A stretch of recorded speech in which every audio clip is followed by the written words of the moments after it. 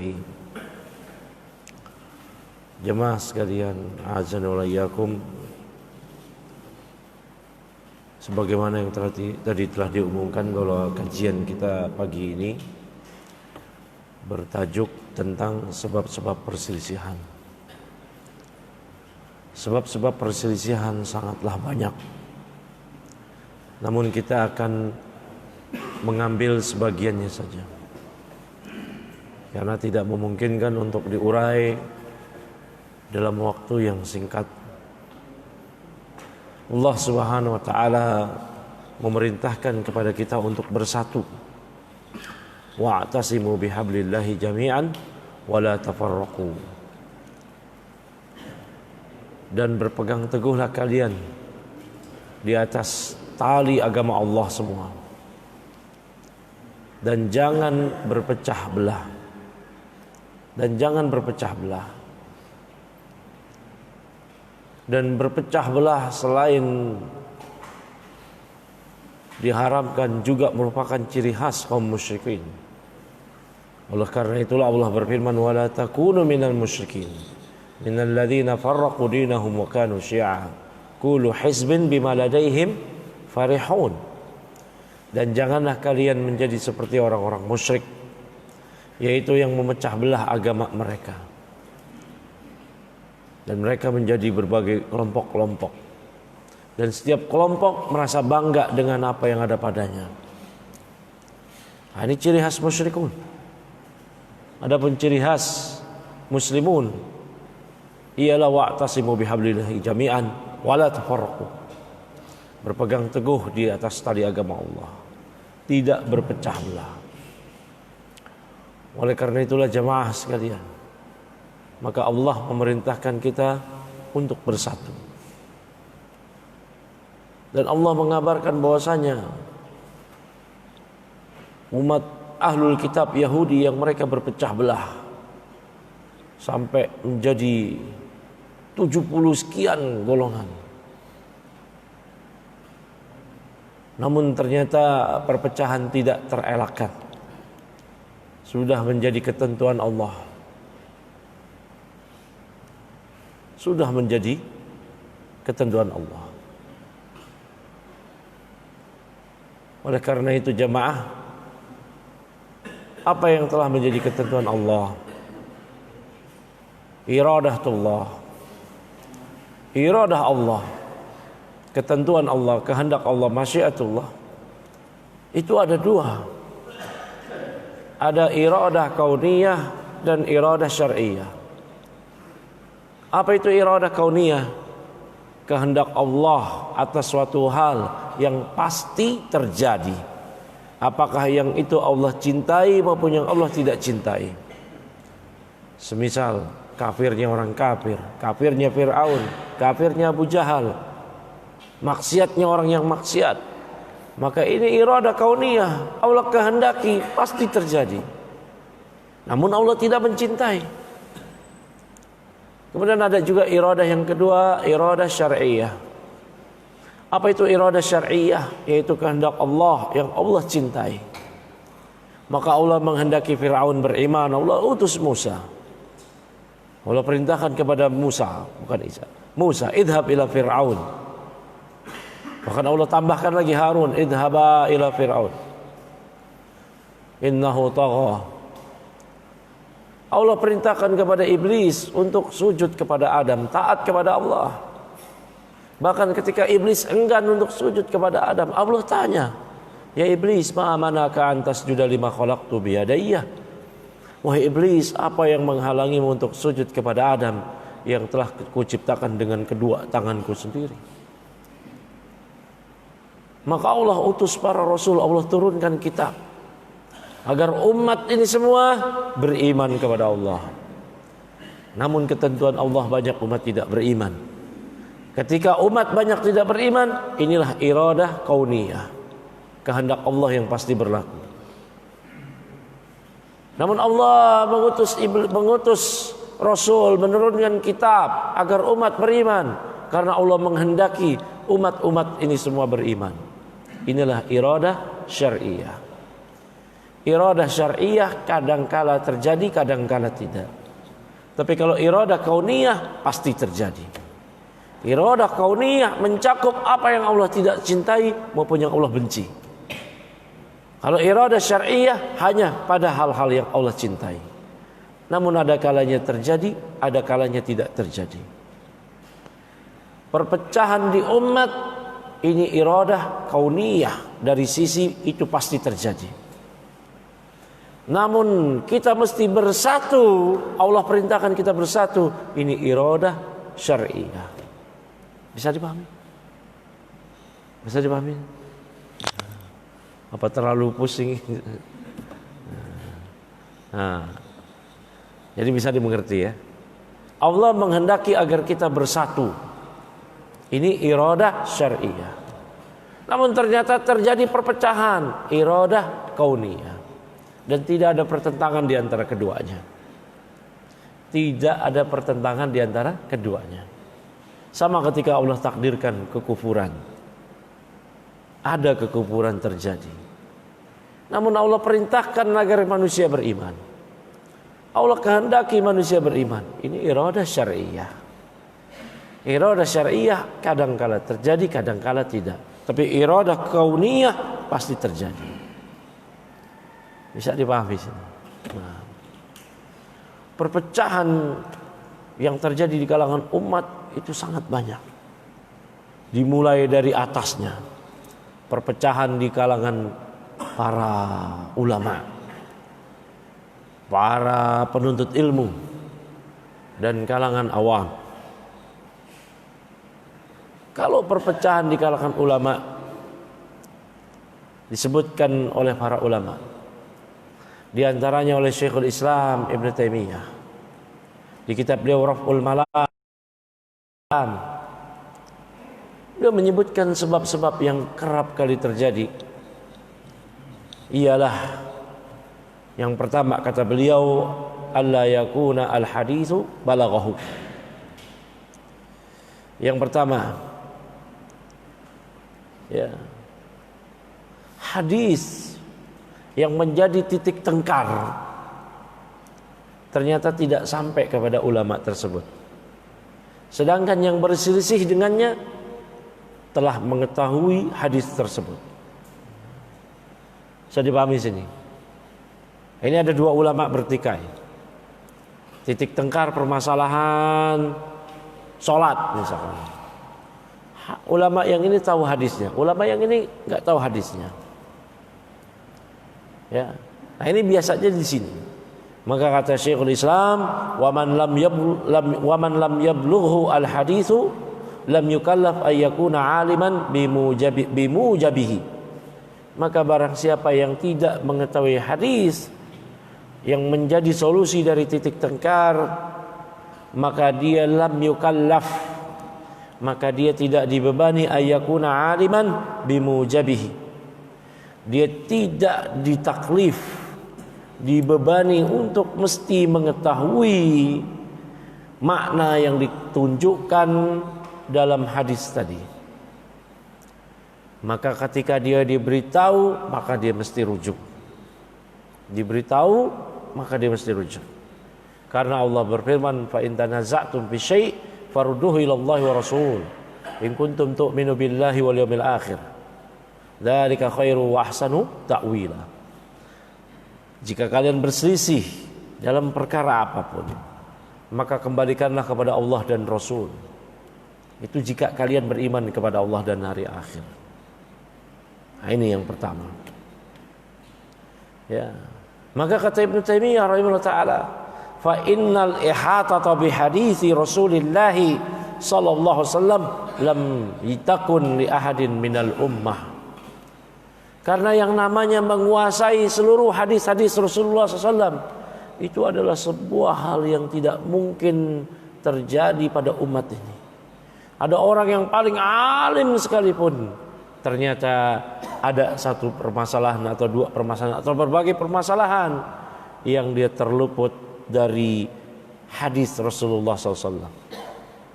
Sebagaimana terjadi, bagaimana Abu Bakar, Umar yang mereka adalah sahabat paling dekat Rasulullah sallallahu alaihi wasallam.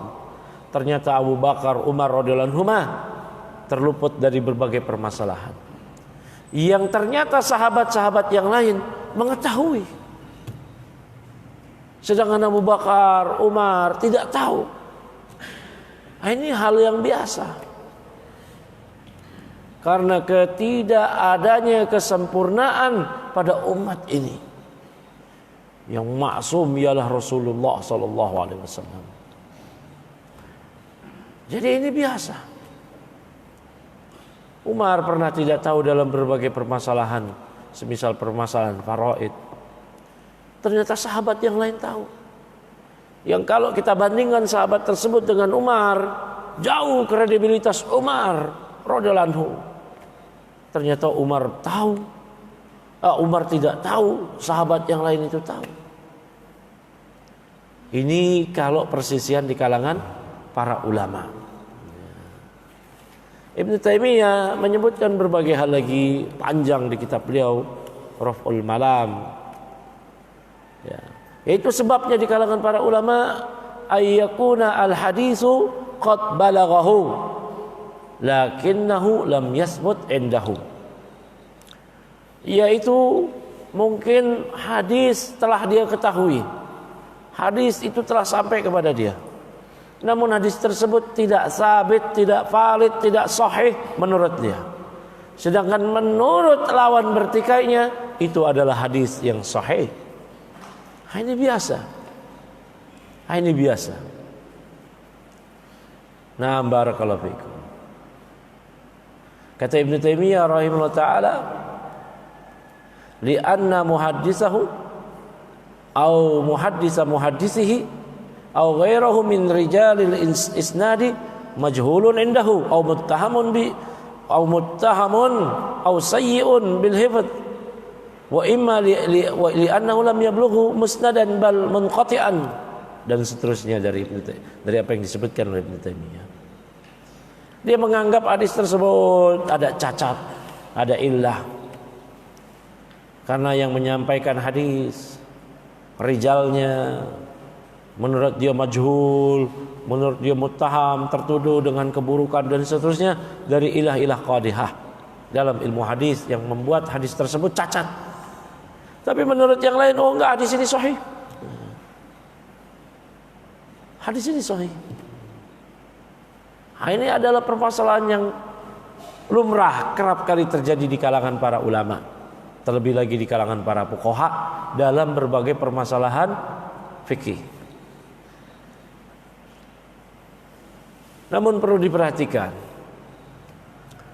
jemaah, kalau persisian di kalangan para ulama itu mereka mudah mengatasinya karena mereka mengetahui ilmunya. Yang berbahaya ini persisian bukan di kalangan ulama,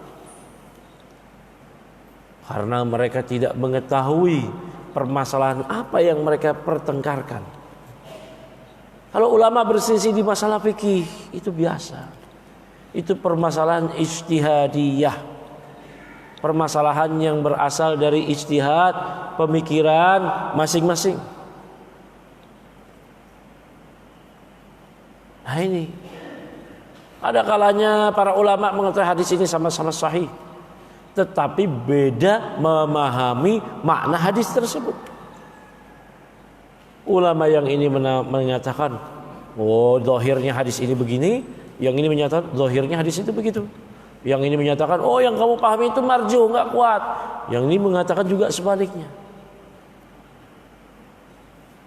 Nah, yang repot itu jamaah, kalau perselisihan itu bukan di kalangan ulama, alias terjadi di kalangan kita, sehingga kita enggak punya solusi. Kita tidak bisa memaklumi. Kita akan menganggap siapa yang menyelisihi saya, maka dia musuh saya.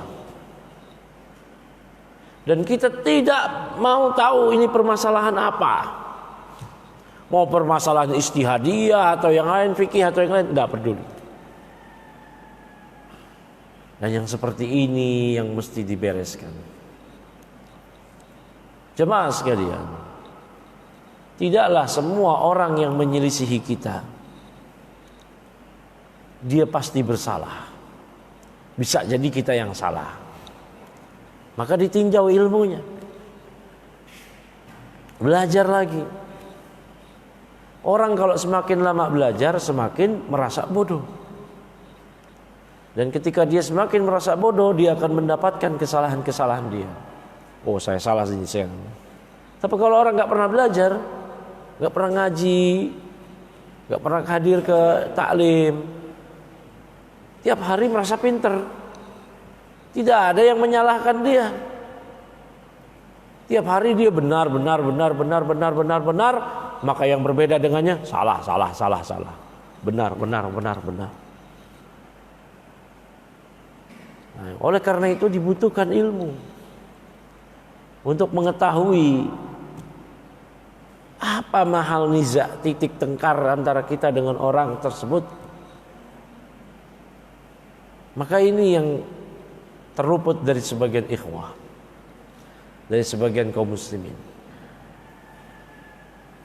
Jamaah sekalian, kalaupun kita nyatakan setelah kita tahu ilmunya, orang tersebut keliru, dia yang keliru, kitalah yang benar, maka dilihat permasalahannya. Ini permasalahan apa? Apakah permasalahan usul, prinsip, atau bukan? Sebagian ikhwah menganggap perselisihan dia dengan pihak lain sesaat terhadap, padahal itu permasalahan fikih ijtihadiyah para ulama. Dia anggap perselisihan tersebut sebagai usul, prinsip. Ketika orang tersebut yang berbeda pendapat dengannya mengambil pendapat yang berseberangan dengannya, langsung diambil sikap. Tidak lagi mau tegur sapa. Ya dan billah. Ya. Saya akan sedikit bacakan penjelasan dari Syekh An-Najjar mengenai permasalahan hal ini. Terutama kalau ikhwah berselisih bukan di permasalahan, tapi kalau berselisih di permasalahan perbedaan tempat ngaji. Harus paham. Ya. Di mana dan apa yang menjadi latar belakang titik tengkar. Maka Syekh An-Najjar menyebutkan berbagai kaidah. Al-qaidatul ula, al-masdaru talaqqi 'inda ahli a'immati salafi, al-kitabu was sunnatu wal ijma'u. Yang menjadi sumber rujukan ahli sunnati wal jamaah dalam berakidah bermanhaj, Al-Quran, sunnah, ijma'. Al-Quran, sunnah, ijma'. Maka kalau ada orang lain yang menyelisih pendapat kita hanya karena perbedaan pendapat antar ustadz, maka jangan sampai hal ini menjadikan perpecahan. Karena sumber rujukan kita dalam berakidah, bermanhaj itu 3 saja. Quran, sunnah, ijma'. Ijma' siapa yang dianggap? Beliau menyatakan, la ijma'a mundabit illa ma kana alaihi al-qurun as-salasa al-mufaddalah. Tidak ada ijma' yang teranggap. Tidak ada ijma' yang teranggap kecuali ijma' tersebut adalah ijma' dari 3 generasi yang utama. Sahabat, tabi'in, tabi'ut tabi'in yang disabdakan oleh Rasulullah SAW. Khairun nas qarni, tsumma alladziina yalunahum, tsumma alladziina yalunahum. Sebaik-baik generasi manusia adalah generasiku, sahabat. Kemudian yang setelah mereka tabi'in, kemudian yang setelah mereka tabi'ut tabi'in. Yang Nabi SAW bersabda, la tajtami'u ummati fid dhalalah. Umatku tidak akan tersesat.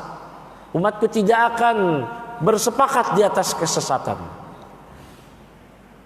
Maka harus dikembalikan kepada ijma'. Ini ijma' bukan enggak presiden sahabat, ustadz aja kok. Ini yang kerap terjadi di kalangan awam. Ya. Persisian antar ustadz. Ustadz yang bertengkar, dia yang ribut. Ustadz yang bertengkar itu bisa jadi karena perbedaan pendapat. Ya. Ditambahkan oleh Ibnu Jauzi di Talbis Iblis. Perbedaan, bahasa saya, pendapatan. Nah, artinya karena apa? Fitnah dunia. Fitnah dunia. Bisa jadi ustadz berselisih di situ. Ya, bisa jadi. Maka kita harus cermat-cermat. Jangan sampai mengikuti arus pertengkaran persisian para ustadz yang kita tidak memahami substansi masalah, hakikat masalah. Kemudian kita ikut-ikutan di situ. Dalam keadaan kita tidak memahami apa. Dan kita menyikapinya dengan sikap yang keras. Ini keliru. Ya. Yang berikutnya, kullu mukhalifin lis-salafi fil masdari talaqqi fahuwa min ahli al-ahwa wal bid'ah. Maka setiap orang yang menyelisihi salaf, kaum salaf generasi terdahulu pada masdar talaqi ini, pada sumber rujukannya ini Quran, sunnah, ijma', maka dia baru tergolong sebagai ahlul ahwa wa ahlul bid'ah, ahli bid'ah, pengekor hawa nafsu. Tidak seperti yang terjadi sekarang. Semua orang akan dianggap ahli bid'ah, ahlul ahwa. Kenapa? Karena menyelisih pendapat dia, pendapat ustadznya, pendapat grup pengajiannya. Subhanallah.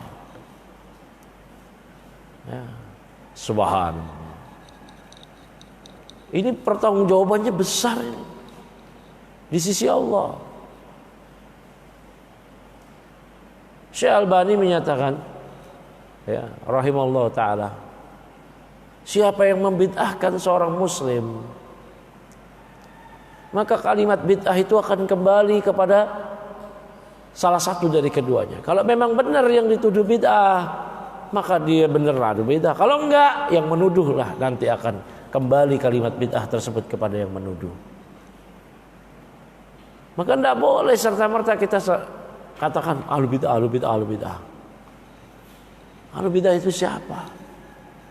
Tidak serta-merta semua orang yang menyelisihi pendapat-pendapat kita dan ustadz kita jadi ahlu bid'ah. Dilihat, dirinci permasalahan itu apa. Kata Imam Ahmad dan para ulama yang lainnya, ikhrajun nas minas sunnah syadid. Mengusir, mengeluarkan, memecat orang lain dari sunnah, dari ahli sunnah, itu perkara berat, bukan perkara enteng. Ya, barakallahu fiikum. Syekh An-Najjar menyatakan lagi, al-aslu alladhi tubna alaihi al-jama'atu huwa at-tamassuku bima kana alaihi as-sahabatu radhiyallahu anhum. Yang menjadi pokok prinsip yang jamaah dibangun di atasnya ialah berpegang teguh dengan apa yang telah dijalankan oleh para sahabat radhiyallahu anhum. Barakallahu fikum. Kemudian beliau menyatakan, kullu mas'alatin ishtaharat muwafaqatuha lil kitabi was sunnati wal ijma'i tu'addu aslan min usuli ahli sunnati wal jamaah. Setiap permasalahan yang telah masyhur kesesuaiannya dengan keselarasannya dengan Al-Quran dan Sunnah, maka itu dianggap sebagai prinsip di antara prinsip-prinsip ahli sunnah wal jamaah. Maka kita mesti mengetahui apa itu prinsip-prinsip Ahlussunnah wal Jamaah. Mesti belajar kitab-kitab para ulama, semisal Al-Aqidah Al-Wasithiyah karya Syekhul Islam Ibnu Taimiyah rahimahullah taala, yang beliau menyatakan min usuli ahli sunnah, di antara prinsip ahli sunnah, di antara prinsip ahli sunnah begini begitu. Dalam bab iman, dalam bab takdir, ya, dalam bab beriman kepada hari akhir disebutkan. Nah, ini kita mesti mengerti supaya kita tahu ini prinsip ahli sunnah atau bukan. Kita saja tidak tahu itu prinsip ahli sunnah atau bukan, gimana kita mau memahami? Ini pentingnya belajar. Ya, ini pentingnya belajar. Ya. Maka ketika orang lain berselisih dengan kita, dengan ustadz kita, atau dengan tempat pengajian yang kita biasa hadiri di situ, dilihat perselisihannya itu masalah apa. Syekhul Islam Ibnu Taimiyah di kitab beliau Al-Iman menyatakan, wal bid'ah allati yu'addu biha ar-rajulu min ahli al-ahwa mashtahara 'inda ahli al-ilmi bis sunnati, maka bid'ah yang dianggap, ya, seseorang itu dianggap sebagai pengekor hawa nafsu, ahli bid'ah ialah yang itu sudah masyhur di kalangan para ulama. Mukhalafatu halil kitabi was sunnah ka bid'atil khawarij wal rafid wal qadariyah wal murji'ah, yaitu bid'ah yang seseorang menyelisihi pada perkara yang sudah masyhur di kalangan para ulama, ya, menyelisihi Quran dan Sunnah di kalangan para yang sudah masyhur di kalangan para ulama, semisal bid'ahnya Khawarij, bid'ahnya Rafidah Syiah, bid'ahnya Qadariyah pengingkar takdir, bid'ahnya Murji'ah yang menyatakan iman itu cukup di hati, tidak perlu ada amalan-amalan, iman itu cukup di hati, pengakuan. Nah, ini yang masyhur, atau yang semisalnya bid'ah Jahmiyah dan yang lainnya. Maka kalau ada orang cuma berbeda pengajian dengan kita, berbeda media pengajian dengan kita, kemudian kita katakan dia sebagai ahlu bid'ah, maka ini berat jemaah. Ini berat. Gak boleh demikian. Apa tanggung jawab kita di akhirat kelak? Maka kita harus tahu orang tersebut berbeda pengajian dengan kita. Naam, ya berbeda. Namun perbedaannya di sisi apa? Apakah di masalah prinsip atau bukan? Kalau di masalah prinsip, prinsipnya yang mana? Prinsipnya yang mana? Harus diperjelas. Sebagai ikhwah di Bekasi atau di tempat yang lain yang kita temui, bahkan di sini juga ternyata ada katanya.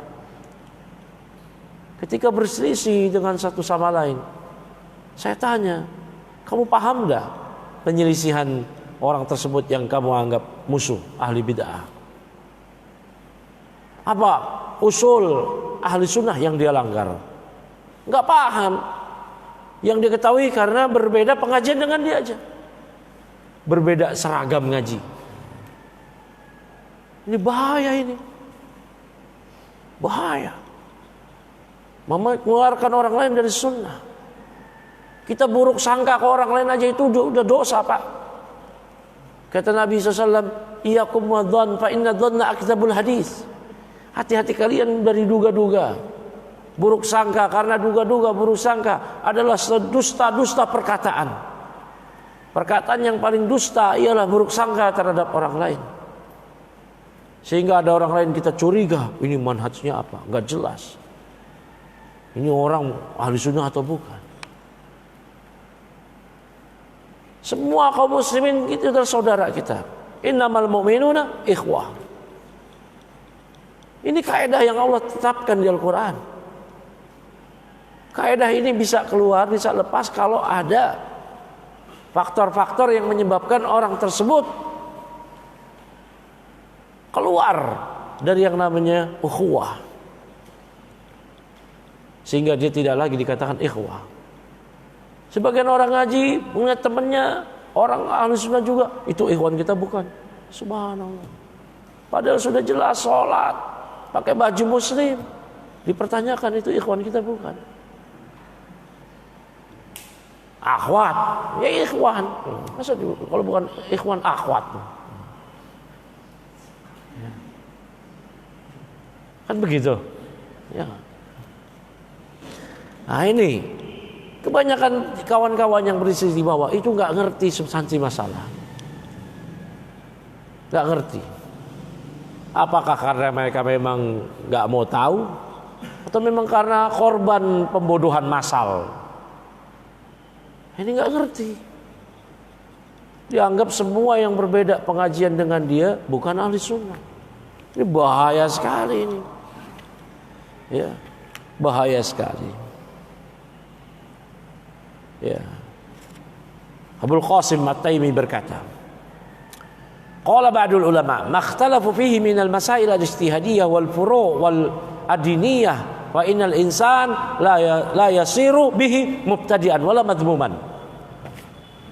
Perhatikan kata Ibnu Qasim At-Taimi, dikutip di kitab Al-Hujjah fi Bayanil Mahajjah. Kata beliau, sebagian ulama berkata, ya, yang mereka para ulama atau kaum muslimin berselisih di permasalahan ijtihadiyah yang merupakan hasil pikir para ulama mujtahidin, bukan ketetapan nas Al-Quran, hadis secara qat'i yang tetap, bukan, tetapi permasalahan yang merupakan nalar-nalar para ulama kemudian diadopsi oleh umat. Umat berselisih di situ. Umat berselisih di situ.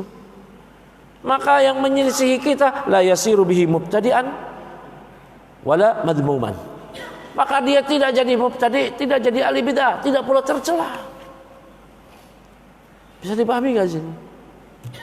Enggak kayak sekarang aplikasinya entah dari kitab apa yang mereka pelajari. Setiap yang berselisih dengan dia langsung disikapi sebagai ahlul bidah, hizbi, segala macam. Gak boleh demikian. Ya, gak boleh. Maka semua yang berselisih dengan kita dilihat substansinya apa, letak permasalahannya. Ya. Jangan seperti George Bush, with us or against us. Ini mazhab George Bush. Sama kami atau jadi lawan kami. Wah, ini mazhabnya George Bush, Pak. Kalaupun orang lain gak sama kita, biarin aja. Tidak ngaji di tempat pengajian kita, ya gak masalah. Beda ormas, ini Muhammadiyah, ini NU, ya gak masalah. Ini persis, gak ada keharusan. Memangnya kenapa mesti masuk ormas, mesti masuk grup pengajian? Al-wala wal bara bukan di situ. Al-wala wal bara, al-wala yang kita memberikan loyalitas, al-bara yang kita berlepas diri. Itu jelas koridornya. Kita berwala kepada Quran, sunnah, ijma' pak kaum muslimin. Bara terhadap semua yang menyelisih Quran, sunnah, ijma' kaum muslimin. Udah jelas itu. Ada ikhwah bara berlepas diri. Bara itu artinya berlepas diri. Kalau wala loyalitas. Ini ikhwah berlepas diri secara totalitas kepada temannya yang muslim karena beda tempat pengajian. Saya berlepas diri dari Anda. Saya berlepas diri. Subhanallah. Ini apa-apaan kayak begini. Inilah akibat orang-orang yang tidak memahami. Ya. Kemudian dia lancang bersikap, tidak bertanya dulu. Padahal Allah berfirman, fas'alu ahla dzikri in kuntum la ta'lamun. Bertanyalah kepada yang mengerti jika kalian tidak mengetahui. Tidak boleh kita sembarangan menyatakan orang-orang lain itu yang berbeda pendapat sama kita sebagai ahli bidah. Nggak bisa. Lihat dulu apa permasalahannya, apa penyelisihan dia, apa substansi masalahnya itu apa. Kalau ternyata dia pengikut aliran Syiah, ya itu bid'ah. LDII, ya itu bid'ah. Dia sekuler, pluralis, bukan cuma bid'ah, kufur. Nah ini jelas. Tapi kalau cuma beda, kunut nih nggak kunut, basmalah di sir atau di jahar, terus tengkar di situ. Ini memalukan. Kalau tengkarnya itu pakai kitab bahas, ini bagus. Ini nggak ada juga, cuman celah-celahan aja. Apalagi yang perbedaan pendapat ustaz. Bahkan ada ikhwah nggak tahu apa sih perbedaan pendapat antara ustaz ini dengan ustaz itu yang tengkar, nggak tahu. Loh, kok ikut-ikutan tengkar? Kok ikut-ikutan? Ya, kan gitu ya. Gitu, Pak. Ditanya apa sih perbedaan ustaz ini ustaz itu yang kalian bertengkar? Nggak tahu. Kalau ditanya apa prinsip ahli sunnah yang dilanggar ustadz itu, kamu ngerti nggak? Nggak tahu. Subhanallah. Apa usul ahli sunnah yang dilanggar ustadz fulan? Bingung. Kecuali cuman kila waqal. Katanya. Ini Allah benci. Kata Nabi SAW, innallaha karaha lakum salasa. Allah membenci dari kalian 3 hal. Salah satunya kila waqal. Katanya.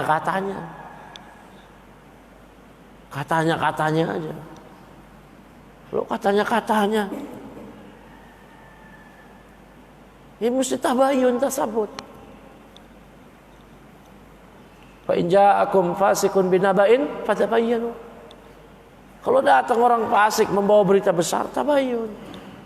Tasabut, cross check. Cari, teliti, benar apa tidak. Jangan main langsung terima saja. Allahumma musta'an. Ya. Maka jangan seperti George Bush. With us or against us. Man lam yakun ma'ana fa'alaina. Siapa yang tidak bersama kami, maka dia musuh kami. Nah, ini George Bush. Ini madhab George Bush ini. George Bush ini mengungkapkan hal ini ketika peristiwa 2001 World Trade Center kejadian itu. Dia langsung mengumumkan dengan teori stick and carrot yang si George Bush ini utarakan. Yang sama kita ya dapat carrot, wortel. Yang enggak sama kita dapat stick, dipukul. Siapa negara manapun yang enggak mendukung kita, maka dia musuh kita. Ketakutan semua negara. Ini mazhab George Bush diterapkan oleh sebagian orang-orang pengajian. Yang ngaji tempat saya, di grup pengajian saya, di media dakwah saya, maka dia musuh saya. Subhanallah. Mazhab George Bush. Salapnya dalam bersikap George Bush. Gak boleh demikian. Haram. Gak boleh. Ilmiah. Kita ini orang yang berakal. Kita ini bukan hewan. Jangan mau dicucuk hidung kita, diarahkan kemana sang pengembala mau. Gak bisa demikian. Gak bisa. Gak boleh demikian. Cross check, tasabut. Ya.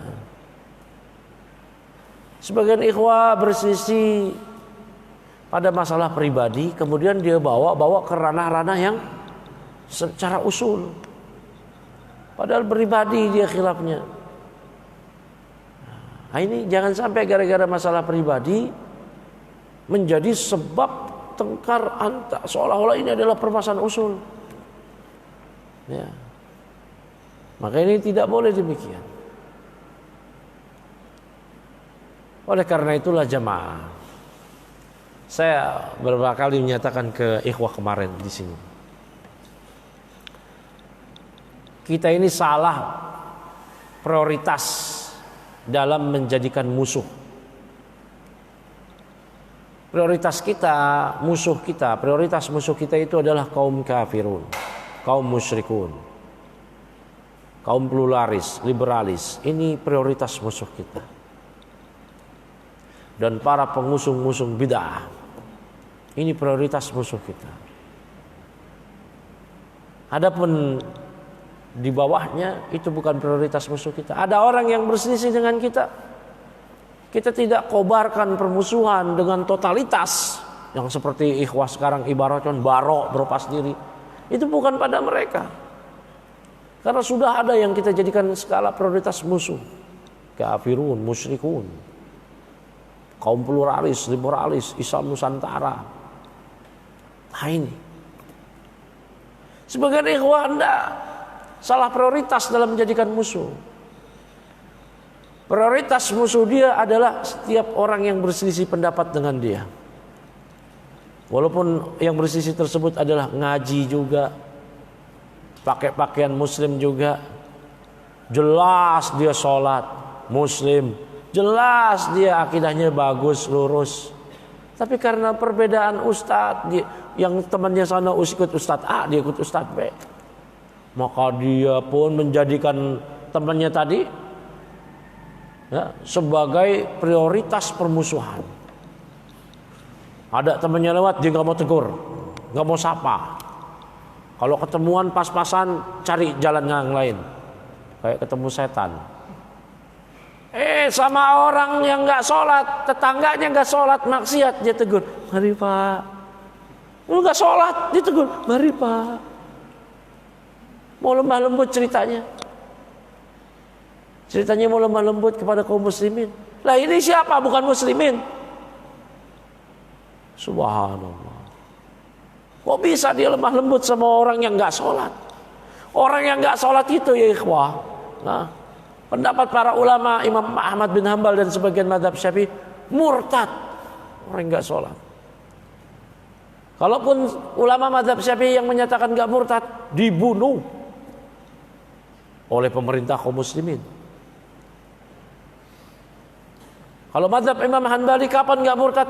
Kapan dia murtad? Ketika sekali aja nggak sholat. Kalau dalam mazhab Syafi'i 2 kali, yaitu nggak sholat zuhur, nggak sholat asar. Kapan diponis?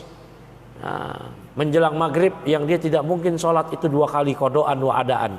Nah, dia nggak mungkin sholat zuhur dan asar menjelang maghrib, maka ditangkap. Ini kalau bicara fikih. Kalau dalam mazhab Hanbali murtad khalas. Artinya apa? Diberlakukan seperti pemberlakuan kaum kafirin. Ya, tidak diucapkan salam dan seterusnya. Ini orang nggak sholat dia tegur.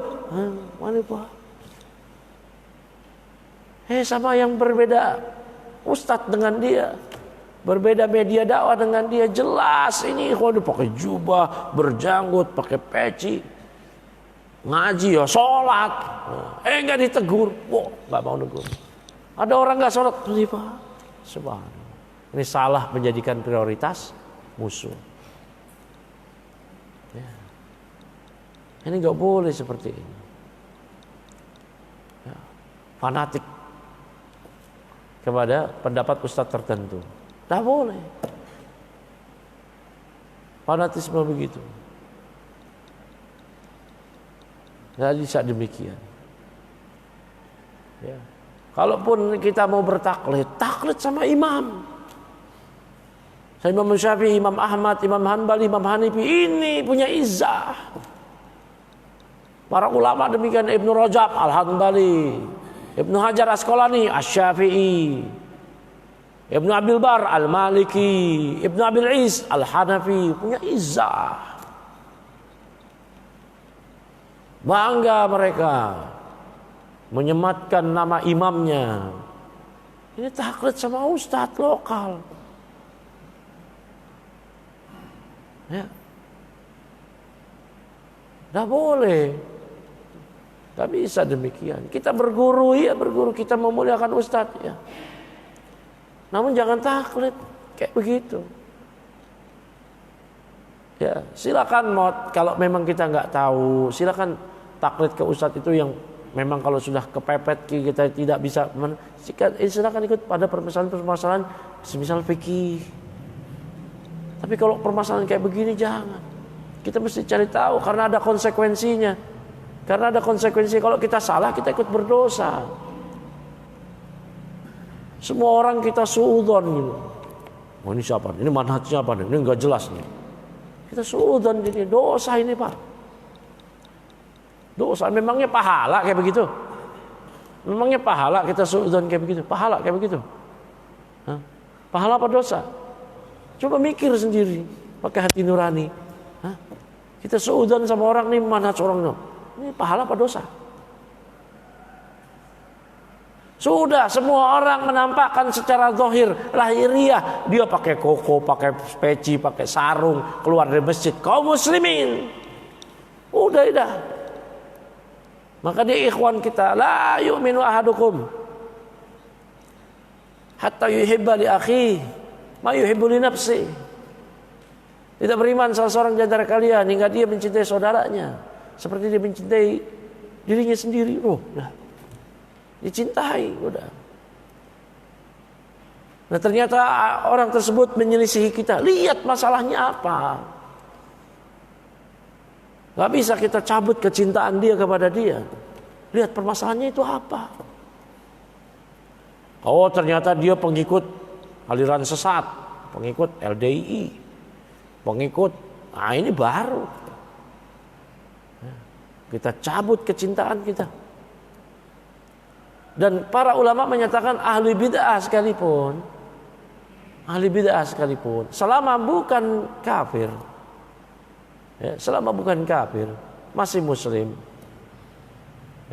kita tidak boleh berlepas diri 100% totalitas kepada dia.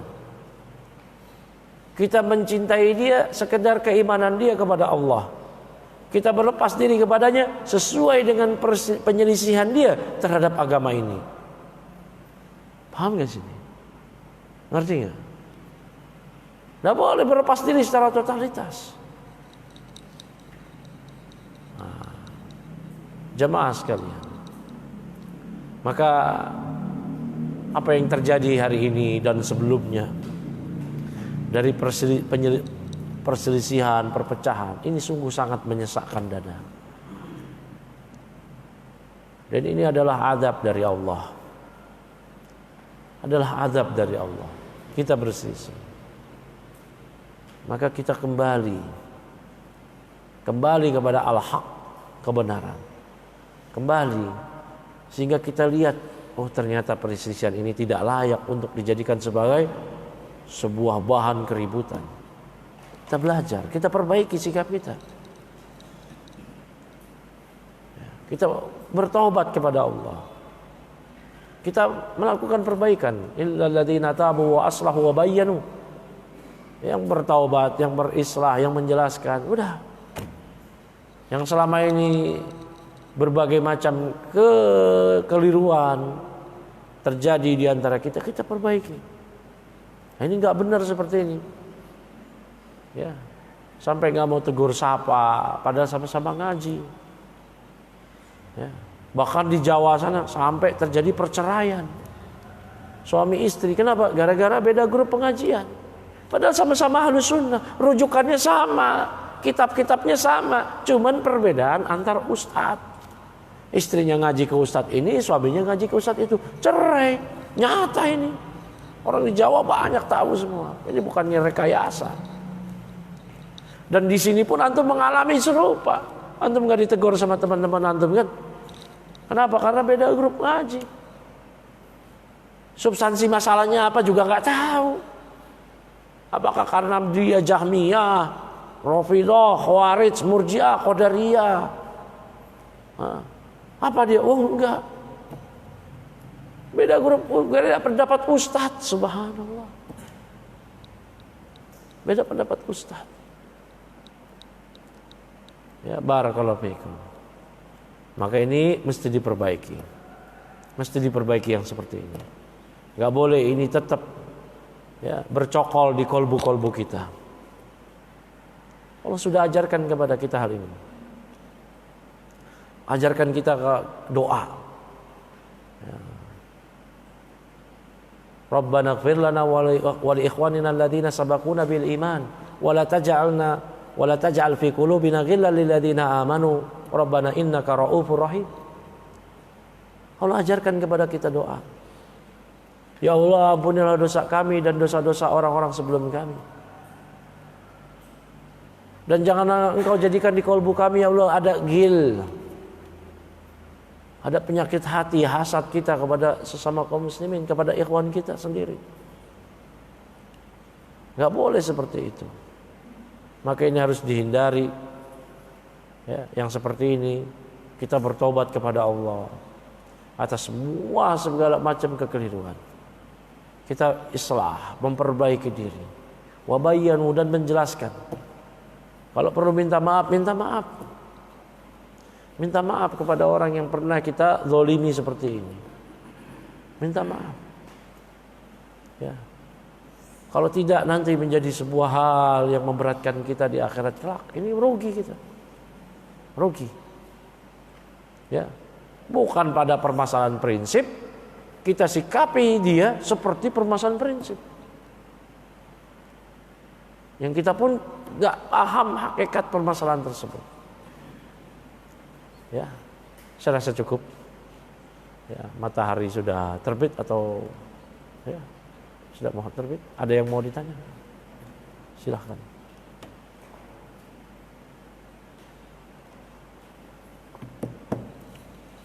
Ya, kita akhiri. Subhanallah bihamdik, asyhadu an la ilaha illa anta, astaghfiruka wa atubu ilaik. Assalamualaikum warahmatullahi wabarakatuh.